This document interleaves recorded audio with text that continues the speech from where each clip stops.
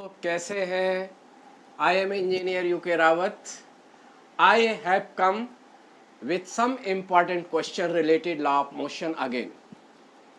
बच्चों, जैसे कि हम लॉ ऑफ मोशन में न्यूमेरिकल पोर्शन करा रहे हैं, जो इम्पॉर्टेंट टॉपिक के इम्पॉर्टेंट फार्मूले हैं वो नोट करवा रहे हैं. इसके बाद हम ये बता रहे हैं कैसे question, how solve question in such type topic which are important for forthcoming examination. आज अगेन हम बताएंगे बच्चों कि एक फोर्स जो होता है वो चेंज इन लीनियर मोमेंटम से रिलेटेड है और इम्पल्स भी फाइंड आउट करते हैं. जैसा कि फोर्स क्या है बच्चों? Change in velocity upon time interval into mass. ठीक है, तो यहाँ जैसे कुछ चीज़ें हम बताएंगे बच्चों. हमने आपको पिछले क्लास में बताया था, ये टॉपिक का नाम है law of motion. Law of motion, और एक बॉडी पर जो फोर्स एक्ट करता है बच्चों वो किससे रिलेटेड है? The time rate of change in linear momentum of that body.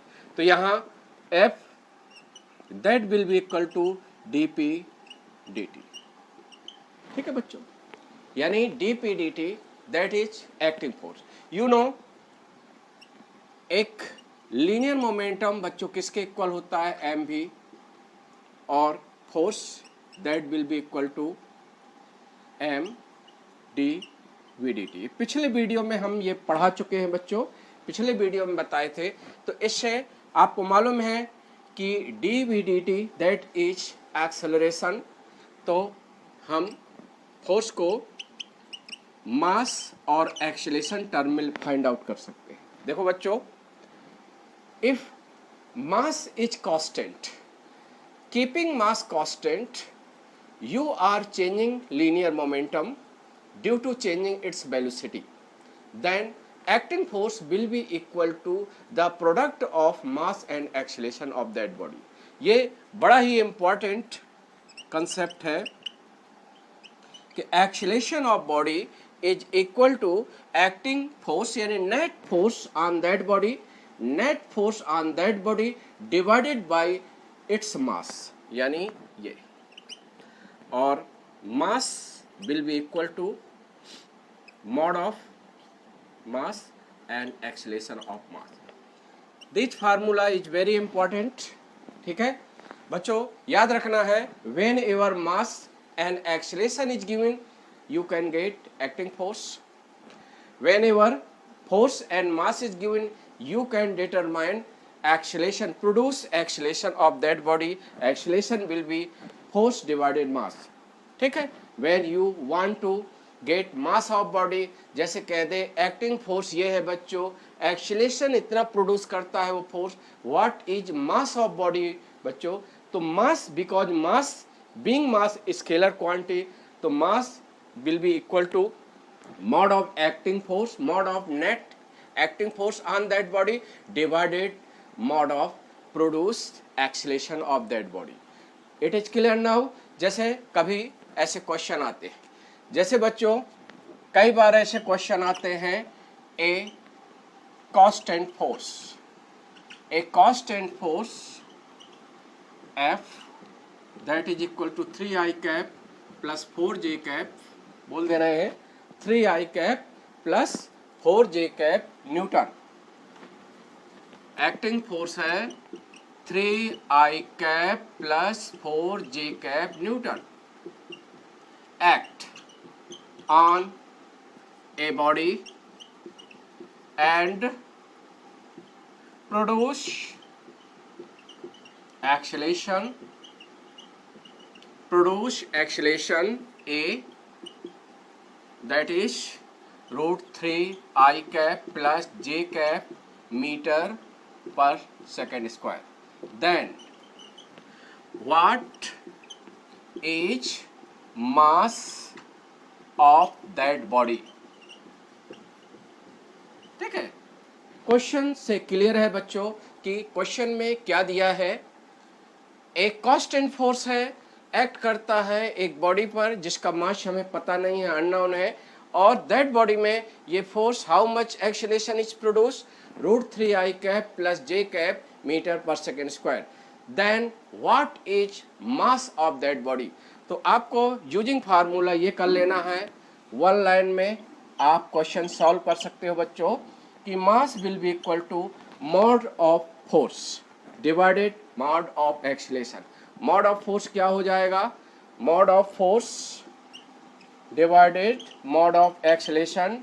Mod of force will be equal to 3 square plus 4 square. सभी बच्चों को एक वेक्टर का मॉड निकालना आता होगा, तो फोर्स का मॉड क्या हो जाएगा, under root 3 square plus 4 square divided acceleration का मॉड बच्चों रूट 3 स्क्वायर प्लस 1 स्क्वायर। तो it will be equal to 5/2, that will be equal to 2.5 metre per second square, sorry 2.5 kg, because all physical quantity are taken in SI system, so there will be mass in kg। समझ में आया बच्चों, whenever force net force is given and produce acceleration is given, so you can get mass of that body। समझ में आ जाएगा बच्चों, इस तरह से इससे रिलेटेड क्वेश्चन हो जाएंगे। देखिए फार्मूला नोट कर लेना है जो इम्पोर्टेंट है फॉर फोर्थ कमिंग एग्जामिनेशन, ठीक है। अब जैसे ऐसे भी क्वेश्चन आते हैं बच्चों, जैसे क्वेश्चन आया a force act on one body, a force act on one body. देखिए क्वेश्चन हम बोलते हैं, आप जब वीडियो देखोगे तो you have to listen question carefully, then you just take formula, you just thought which formula is applicable for given question, ठीक है बच्चों।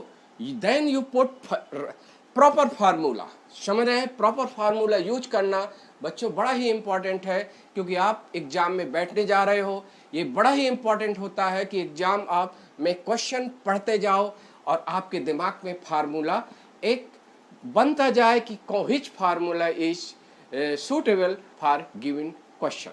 जैसे हम कहें एक ऐसे भी क्वेश्चन आते हैं बच्चों कि when a constant force act on a one body and produce acceleration A1, produce acceleration A1, and same force act on another body, another body का मतलब दूसरा मास है उस बॉडी का, डिफरेंट है। फर्स्ट बॉडी का मास m1 है, सेकंड बॉडी का मास m2 है, और प्रोड्यूस एक्सेलेरेशन a2, ठीक है।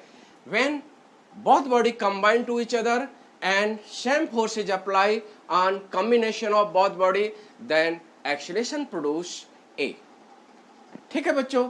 तो यहाँ पूछता है कि a1 a2 की वैल्यू दी गई है, तो जब दोनों बॉडी को कंबाइन करके वही फोर्स अप्लाई करते हैं तो what will be produce acceleration of combination of given body. ये ऐसे क्वेश्चन पूछे जाते हैं। तो देखो जैसे हम एक शॉर्ट फार्मूला बना दें और क्वेश्चन ही बना दें, when a force act on one body produce acceleration is 2 metre per second square. तो जैसे पहले एक बॉडी है m1, हमने एक F फोर्स लगाया, how much acceleration is produce, A1 दिया है 3 metre per second square. How much acceleration is produce there, 3 metre per second square. Same force now applied on second body, then acceleration will be produce 4 metre per second square. मान लो second body है, same force apply कर रहे हैं, और how much acceleration is produce 4 metre per second square. Whenever both body are combined and same force is applied on such combination, so how much acceleration is produced।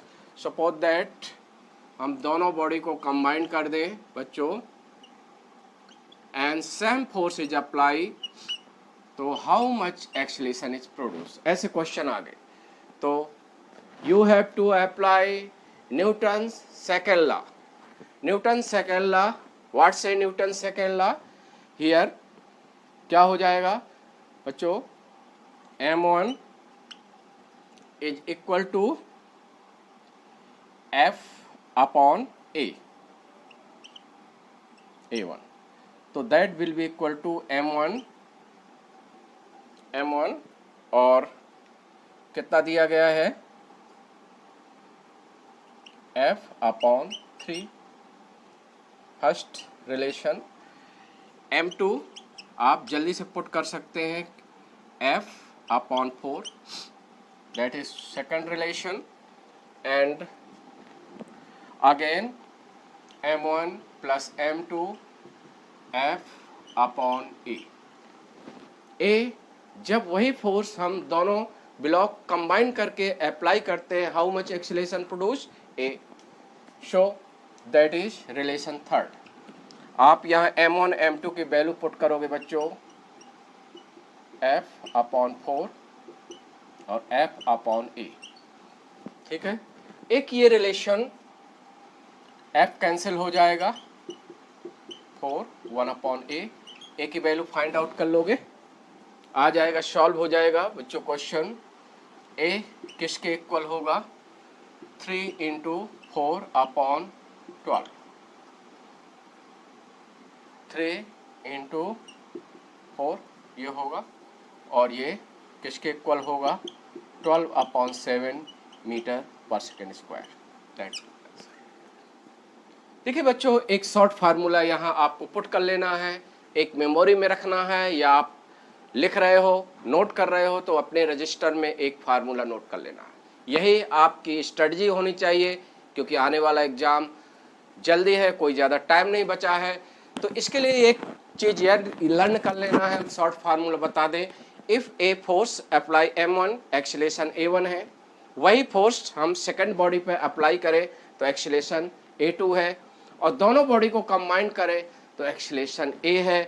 तो ये short formula यहाँ note करा दे रहे हैं बच्चों, 1 upon a, 1 upon a1 plus 1 upon a2, ठीक है। इसको बड़ा ही इंपॉर्टेंट फार्मूला, ठीक है, देखो इंपॉर्टेंट फार्मूला, ये शॉर्ट फार्मूला है, नीट और IIT बच्चों के लिए ये बहुत यूजफुल होगा आने वाले एग्जाम में। इसको आप ऐसे भी लिख सकते हैं, a किसके इक्वल होगा, a1 plus a2, that will B, ठीक है। शॉर्ट में आपको सॉल्व कर लेना है, वन लाइन में सॉल्व कराने का हम फार्मूला कोशिश करेंगे कि कम से कम समय में आपका क्वेश्चन सॉल्व हो नीट IIT एग्जामिनेशन, ठीक है। तो ऐसे क्वेश्चन आ सकते हैं बच्चों आने वाले एग्जाम में। चलिए अगले टाइप के क्वेश्चन के बारे में डिस्कस करें, इसको नोट कर लेना है, बहुत ज़रूरी है, क्योंकि आप भले ही बहुत ज़्यादा पढ़ाई किए हैं, लेकिन टाइम मैनेजमेंट का भी रोल बहुत ज़्यादा है बच्चों, जितने ऑब्जेक्टिव टाइप एग्जाम होते हैं फिजिक्स के पेपर में, ठीक है। अब देखो कुछ ऐसे भी क्वेश्चन हैं, देखिए हमने आपको कहा था फोर्स का रिलेशन किससे, चेंज इन लीनियर मोमेंटम से। ये सारे एग्जाम्पल बच्चों किसके थे, change in linear momentum due to velocity of body और मास इज कांस्टेंट। ऐसे बॉडी का जिसका मास कांस्टेंट होता है, इसको कहते हैं इनवेरिएंट मास सिस्टम। क्या कहते हैं, इनवेरिएंट मास सिस्टम। एक ये भी होता है for variable mass system. Variable mass system बड़ी इंपॉर्टेंट है, क्योंकि अक्सर इसकी थ्योरी कम बच्चे पढ़ पाते हैं और क्वेश्चन आ जाते हैं, क्योंकि आपको मालूम है P किसके इक्वल है, m इंटू वी। मास जब यदि हम कह दें वेलोसिटी कांस्टेंट है बच्चों, वेलोसिटी कांस्टेंट है, तो फोर्स, एक्टिंग फोर्स क्या हो जाएगा, dm dt, ठीक है बच्चों। देन ये फार्मूला हो जाएगा। यानी जो फोर्स प्रोड्यूस होगा या फोर्स एक्ट होगा वो क्या करेगा, due to change in its mass, linear momentum change हो रहा है। तो लीनियर मोमेंटम किसी बॉडी को तभी चेंज होगा जब आप उस पर फोर्स लगाओगे, ठीक है। और जब किसी बॉडी का लीनियर मोमेंटम चेंज होगा तो यानी फोर्स प्रोड्यूस होगा। ये आपको कंसेप्ट इंपॉर्टेंट है, ठीक है। तो जैसे हम कहें इसके कुछ न्यूमेरिकल पोर्शन, न्यूमेरिकल पोर्शन में एक ये है, जैसे एक कंसेप्ट है, पहला है केस 1, नंबर बाई नंबर। जैसे होता है बच्चों, एक पाइप है, पाइप, व्हेनेवर पाइप में एक लिक्विड फ्लो हो रहा है या वाटर फ्लो हो रहा है with constant speed, that is constant speed, streamline flow हो सकता है, यानी एक suppose that liquid is flowing in a pipe with speed v. A is area of cross section, किस स्पीड से फ्लो हो रहा बच्चों, भी स्पीड से किसी पाइप में कोई लिक्विड फ्लो होता है और उसका जो एरिया ऑफ क्रॉस सेक्शन है, अनुप्रस्थ पृष्ठ का क्षेत्रफल है, वो A है। क्लियर है। और कोई भी लिक्विड फ्लो हो रहा है तो ये मान लो रो डेंसिटी है, रो डेंसिटी ऑफ लिक्विड, ठीक है, समझना। ये आप ये यही काम आने वाले नहीं है। जैसे एक वाइंड पावर, कभी कभी एक बार ऐसे क्वेश्चन आए कि वाइंड पावर में भी स्पीड होती है और एक पावर डेवलप होता है। जैसे हम कहें कि you have to apply constant force for flowing liquid through pipe with a certain speed v।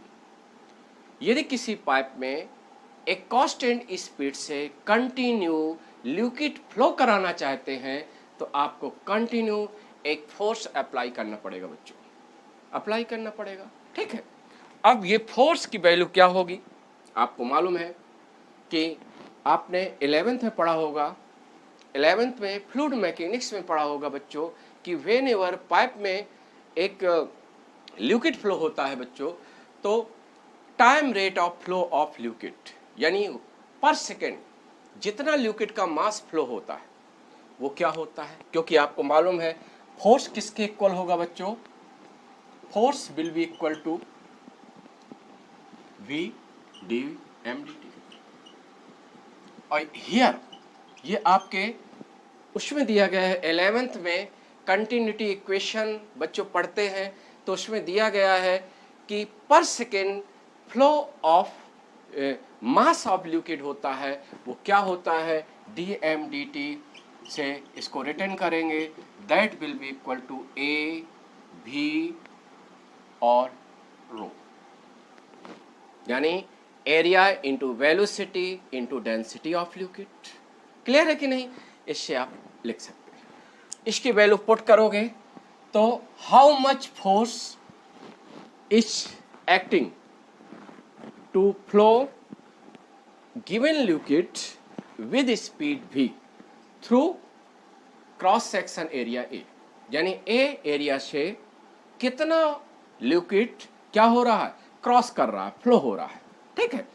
तो ये कितना, how much force is required, तो how much force is required आप जब वैल्यू पुट करोगे बच्चों v इंटू dm dt तो ये हो जाएगा a v स्क्वायर और रो पहला,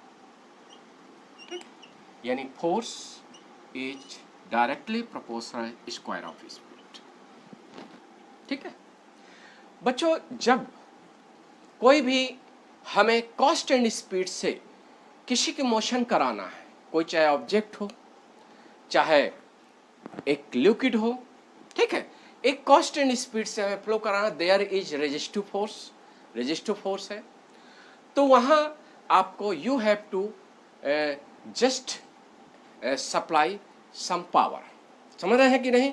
you are spending some power for flowing liquid with speed v through given pipe. इस पाइप में v स्पीड से कंटिन्यू लिक्विड को फ्लो कराना है, तो you have to supply continue certain power. और पावर किसके इक्वल होता है बच्चों? This is product of force and speed, क्योंकि आपको मालूम है फोर्स इनटू स्पीड, जब फोर्स उसी डायरेक्शन में अप्लाई होता है जिस डायरेक्शन में मोशन है, तो बच्चों force into speed that is क्या होता है? सप्लाई पावर, यानी power delivered power. Delivered, how much delivered power for flowing liquid with speed v through given pipe. तो ये power is equal to P, that will be equal to F into V। तो यहाँ P किसके equal हो जाएगा? आप F की value यहाँ पुट करोगे तो A V क्यूब रो, ये बड़ा ही इंपॉर्टेंट है। तो power spent by external source to flow continue liquid through this pipe is directly proportional cube power of velocity of liquid. Cube power of, समझ रहे हैं कि नहीं? कौन सी पावर? Cube power. जैसे इसमें आप कहोगे क्वेश्चन कैसे आते हैं, देखिए फ्लूइड में क्या आ जाता है बच्चों? लिक्विड आ जाता है और एयर भी आ जाती है, ठीक है। जैसे हमें किसी पाइप में, कोई पाइप है और उसका डायमीटर फिक्स है, यानी area of cross section fix है बच्चों, समझ रहे question?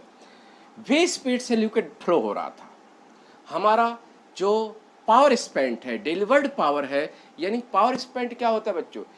Energy spent to flow such liquid per second is equal to instantaneously power supply power, कह सकते हैं सप्लाई पावर, समझ रहे हैं? जैसे कहा जाए v स्पीड से फ्लो कराने में, किसी पाइप में v स्पीड से लिक्विड फ्लो हो रहा है, तो how much power spend? P। यदि हमें लिक्विड की स्पीड को डबल करना है, यानी लिक्विड को हम उसी पाइप में डबल स्पीड से फ्लो कराना चाहते हैं, तो हमारा जो सप्लाई पावर कितने टाइम्स बढ़ाना पड़ेगा? तो बच्चों स्पीड को डबल करोगे तो पावर क्या हो जाएगा? 2 के पावर 3 टाइम्स होगा। कितना टाइम्स होगा? 2 के टाइम्स हो जाएगा। कितने टाइम्स हो जाएगा? 8 टाइम्स हो जाएगा। क्लियर है कि नहीं? तो यहाँ इंपॉर्टेंट है कि ये फोर्स स्पीड के स्क्वायर के डायरेक्टली प्रोपोर्शनल है, और delivered power supply power to flow liquid is directly proportional cube power of velocity of flowing liquid. ठीक है, समझे? यही होता है बच्चों। जैसे कभी कभी टरबाइन, जैसे वाइंड पावर होता है, जैसे एक टरबाइन में है, कहीं कहीं नॉन कन्वेंशनल जो सोर्स होते हैं एनर्जी के, जैसे कोई वाइंड टरबाइन है, इलेक्ट्रिसिटी जनरेट करना है, तो कैसे है? वाइंड में जब एयर हिट होती है v स्पीड से, मान लो डबल स्पीड से हिट हो, तो जो पावर डेवलप होगा वो 8 टाइम्स इंक्रीज हो जाएगा। क्लियर है कि नहीं? ये समझ में आ गया बच्चों? ये फार्मूला नोट कर सकते हैं, क्योंकि ये फार्मूले कम मिलते हैं, लेकिन जब प्रैक्टिस करते हो, एक गाइड लाते हो, नीट IIT के प्रैक्टिस गाइड लाते हो बच्चों, तो वहाँ ऐसे क्वेश्चन से सामना होता है, फेस होता है, तो फिर आपको फार्मूला ढूंढना पड़ता है। ठीक है, तो ये हुआ। अब देखो सेकंड, यानी वेरिएबल मास सिस्टम के सेकंड क्वेश्चन क्या है? सेकंड क्वेश्चन है, जैसे वाटर टेप के क्वेश्चन है, वाटर टेप के क्वेश्चन है, जैसे एक वाटर टेप, या कह सकते हैं कि कन्वेयर बेल्ट के क्वेश्चन आते हैं बच्चों। आपने नोटिस किया है कन्वेयर बेल्ट का मतलब ये है कि जैसे ये और ये, आपको मालूम है power can be transmitted from one place to another place by conveyor belt, ठीक है। जैसे एक फ्लोर मिल होती है, आटे की चक्की में भी आप देखते हो बेल्ट से मोटर द्वारा पावर जनरेट होता है और power can be transmitted taken belt, समझ रहे हैं। टू व्हील है, पहिए हैं, उनके ऊपर पट्टा यानी बेल्ट डाल दिया जाता है, पावर ट्रांसमिटेड होता है, ठीक है बच्चों। जैसे ये कन्वेयर बेल्ट है, जस्ट ये है, ठीक है बच्चों। ये एक कांस्टेंट स्पीड से जस्ट रोटेट हो रहे हैं। मान लो ये स्पीड भी है, कांस्टेंट वेलोसिटी से बेल्ट क्या कर रहे हैं, ट्रांसलेटरी मोशन कर रहे हैं बच्चों, ठीक है। अब ये कन्वेयर बेल्ट क्या है, होगा क्या कि यहां कोई भी चीज बेल्ट में आप गिराओगे, फाल कराओगे, तो ये जो है बेल्ट इस कोई भी चीज, चाहे सैंड हो, चाहे कोयला हो, आप गिराओगे तो इस प्लेस से इस प्लेस उसको कनक्यों ले जाएगा, कैरी करेगा, ठीक है, थ्रू बेल्ट के थ्रू। इसलिए इसको क्या कहते हैं, कन्वेयर बेल्ट कहते हैं। तो देखिए बच्चों, यदि हम यहाँ कहें, यहाँ हम कोई भी चीज गिरा रहे हैं, ठीक है, जैसे वाटर टेप भी है। होता क्या था कि एक इरिगेशन का ये भी मोड था। वाटर टेप का मतलब ये वाटर है, टेप है, एक जस्ट बेल्ट है, यहाँ पानी गिराएंगे और मान लो खेत यहाँ पर है, ठीक है, फार्मिंग है, तो ये वाटर यहाँ से यहाँ ये पहुँच जाएगा, गिर जाएगा। तो मान लो बच्चों यहाँ कोई भी चीज़ है, जैसे m/t यानी पर सेकेंड, यानी t सेकेंड में हम m kg कोई भी, चाहे सैंड गिरा रहे हैं, चाहे कोयला या वाटर, इस बेल्ट में गिराया जा रहा है। तो इसका क्या चेंज हो रहा है, मास चेंज हो रहा है बच्चों, पर सेकेंड m/t, कांस्टेंट स्पीड से जा रहा है बच्चों। तो यहाँ एक force, how much force act on, एक tangential force needed, continue constant speed से हम बेल्ट को यदि मोशन में कंटिन्यू रखना है तो you require a force F, और F किसके इक्वल होगा बच्चों, V इंटू m/t, ठीक है। ये force can be produce by engine, एक इंजन होगा, मान लो यू मैनुअली भी आप चाहें तो आप बेल्ट को टेंजेंशियली पुश करके ये फोर्स डेवलप कर सकते हो। तो आपके द्वारा भी पर सेकेंड एनर्जी स्पेंड होगी, और energy spend per second is called supply power. तो पावर क्या होगा बच्चों, सप्लाई पावर P किसके इक्वल होता है, F इंटू V। तो P will be equal to V square m/t। ये दो फार्मूले इंपॉर्टेंट हैं, इनको नोट कर लेना है बच्चों आने वाले एग्जाम के लिए, ठीक है। ये कन्वेयर बेल्ट के क्वेश्चन या वाटर टेप के क्वेश्चन यदि IIT मेंस या नीट में आते हैं तो डायरेक्टली आप फार्मूला यूज कर सकते हो। जैसे हम बच्चों क्वेश्चन ही इसका बना दें, जैसे यहाँ कहा जाए conveyor belt is running with speed 10 metre per second and mass is just, जैसा कि ये दिया गया है कि मान लो ये बेल्ट 10 मीटर पर सेकेंड से मूव कर रहा है और just you are just falling some sand या water at some rate means जैसे मान लो 10 kg पर सेकेंड, हम 10 kg पर सेकेंड से कोई भी ये सैंड है या वाटर है इस बेल्ट के ऊपर गिरा रहे हैं। क्वेश्चन पूछा जाए how much supply power by engine या एक्सटर्नल सोर्स, ठीक है। तो आपको क्या करना है, इस वन लाइन आपके बने बनाए फार्मूला बच्चे रहेंगे तो आप निकाल सकते हैं डिलीवर्ड पावर कितना हो जाएगा। जैसे फोर्स निकालना है बच्चों, फोर्स निकाल सकते हैं how much force require to move with speed 10 metre per second when just water या सैंड या coal is falling at rate 10 kg per second, at rate 10 kg per second. So you just determine 10 into 10, that is 100 Newton, 100 Newton.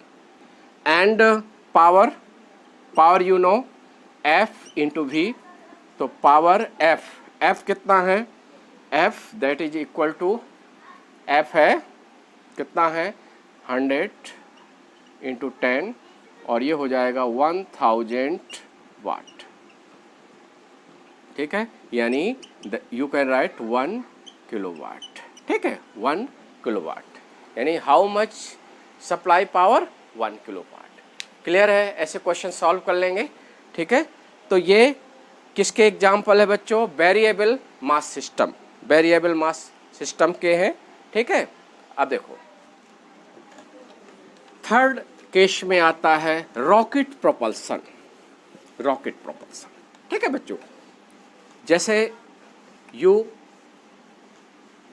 Have to fire rocket from earth surface, तो you also need combustion of fuel inside rocket.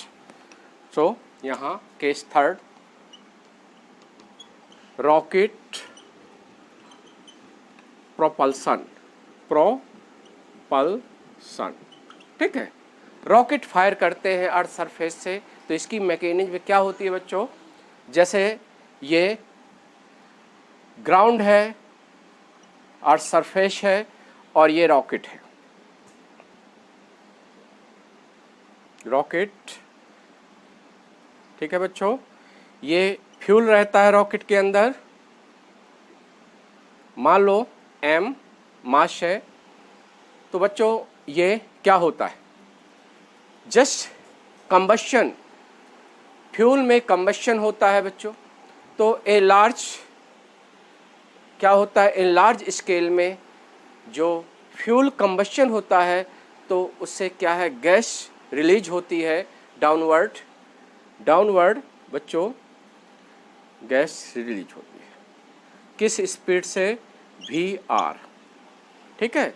और ये rocket क्या होता है, just क्या होता है, propel होता है और ये जस्ट लिफ्ट अप, ऊपर उठता है और एक्सलेटेड अप होता है, क्या होता है, एक्सलेटेड अप होता है, ठीक है। जैसे हम देखें कि acceleration will be produce in rocket A, क्योंकि स्पीड अप होता है, इसका जस्ट स्पीड क्या होती है, एकदम इंक्रीजिंग होती है upward.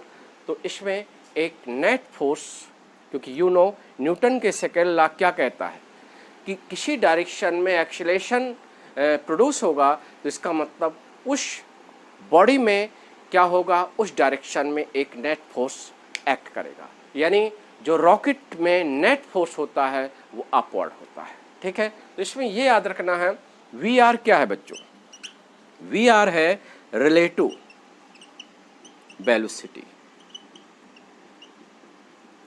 Of ejected gases, ejected gases जो डाउनवर्ड नीचे इजेक्टेड गैस है उसकी वेलोसिटी है विद रिस्पेक्ट टू रॉकेट, ये कांस्टेंट होती है, क्या होती है बच्चों, कांस्टेंट होती है। F क्या है, नेट फोर्स है। मान लो रॉकेट का मास m है, तो आपको मालूम है mg डाउनवर्ड होगा, ठीक है, और एक अपथ्रस्ट फोर्स एक्ट करेगा, अपथ्रस्ट फोर्स एक्ट करेगा। तो यहाँ बच्चों जैसे एफ क्या होता है? VRDMDT होता है, ठीक है। एफ थ्रस्ट फोर्स मीन्स होता है बच्चों कि जो due to combustion of fuel, यानी कंबशन ऑफ फ्यूल के कारण ये अपथ्रस्ट फोर्स, इसको रॉकेट को जो फोर्स उठाता है वो अपथ्रस्ट फोर्स है, और वो किसके इक्वल है? relative velocity of ejected gases downward and the rate of decreasing mass of rocket। तो मास रॉकेट का डिक्रीज होगा, तभी तो बच्चों कह रहे हैं वेरिएबल मास सिस्टम है। मास डिक्रीज होगा due to combustion of fuel inside rocket. तो इसको DMDT को कभी कभी ये भी कहते हैं the time rate of combustion या time rate of consumption of fuel by rocket. कई वर्ड यूज होते हैं। देखो DMDT also called the time rate of consumption of fuel by rocket, ठीक है बच्चों। तो ये आपका ये होगा, और एक वेट होगा, ये mg के इक्वल होगा, और तो नेट फोर्स, क्योंकि नेगेटिव साइन ये बता रहा है कि ये up thrust force always opposite to velocity of ejected gas with respect to rocket. ये जो इजेक्टेड गैस डाउनवर्ड है तो upward force, up thrust force upward होता है। तो नेट फोर्स किसके इक्वल हो जाएगा? मैग्नीट्यूड ये माइनस W, तो F will be equal to VRDMDT और that is equal to mg, ठीक है बच्चों। ये नेट फोर्स होगा, ठीक है। Net force will be equal to upward force minus downward force, क्योंकि ये FTH जस्ट क्या है? ये due to consumption of fuel, और ये क्या होता है? वेट ऑफ रॉकेट, ठीक है। अब देखो बच्चों, इसमें जो इम्पोर्टेंट फार्मूला हम नोट करा दे रहे हैं, acceleration, how much acceleration produce upward. So acceleration, you know, acceleration A will be equal to net force of rocket upon its mass। तो A will be equal to VR upon m dm dt और minus G। ये इसका use है, टिक लगा लेना है, इसका use है, रॉकेट से रिलेटेड क्वेश्चन आएंगे तो इसका यूज रहेगा, ठीक है बच्चों। तो ये आपको याद रखना है फार्मूला। जैसे कभी कभी क्वेश्चन आता है for just lifting rocket, rocket को जस्ट उठाने के लिए, जब आप अर्थ की सरफेस से जस्ट उठाना है तो रेट ऑफ फ्यूल कंबशन कितना होना चाहिए? तो जस्ट रेट मतलब बच्चों कि कितना अपथ्रस्ट फोर्स होना चाहिए। देखिए, just for just lifting rocket, just lifting rocket, जो FTH must be equal to its weight, और ये VRDMDT और mg। तो rate of fuel consumption must be equal to how much? mg upon VR। ये formula useful रहेगा, ठीक है। जैसे कहता है a rocket of mass 10,000 kg, a rocket of mass 10,000 kg and ejected gas is just after combustion a gas is releasing downward with speed 200 meter per second, 200 meter per second, then for just lifting rocket what will be time rate of consumption of fuel? G की value 10 लेना है, तो मास 10,000 into 10 upon 200 DMDT की value find out कर देंगे, determine आ जाएगा। जैसे sometimes question ये भी आता है बच्चों कि a rocket is just lifting up या in motion upward with acceleration with acceleration 20 metre per second, 20 metre per second, समझ रहे हैं, और gas is just ejecting gas downward with speed 100 metre per second, we are given, और mass of rocket is 1000 kg, ठीक है। So what is the rate of fuel consumption, तो a 20, जी 10, इसकी 100 और 1000 वैल्यू पुट कर देंगे, DMDT फाइंड आउट कर देंगे, ठीक है। ये समझ में आ गया बच्चों, ये क्लियरली बिल्कुल रॉकेट का कंसेप्ट है। अब ये इससे क्वेश्चन रिलेटेड सॉल्व हो जाएंगे। अब इसके बाद ये वेरिएबल मास सिस्टम है बच्चों, इससे हमने वेरिएबल मास सिस्टम के आपको कंसेप्ट दे दिए, शॉर्ट फार्मूले दे दिए। अब आपको पढ़ना है और शॉर्ट फार्मूले आपको नोट कर लेना है, जो जो इम्पोर्टेंट फार्मूला है, और थोड़ा प्रैक्टिस कर लेना है। आपके डिफरेंट सोर्स से क्वेश्चन दिए गए होंगे और हमारे ये फार्मूले यूज करो। अब हम नेक्स्ट वीडियो में बच्चों हम बताएंगे कि how to determine impulsive force, impulse of a body. कुछ ग्राफ होते हैं, ग्राफिकली क्वेश्चन बताएंगे फोर्स वर्सेस टाइम के, ठीक है।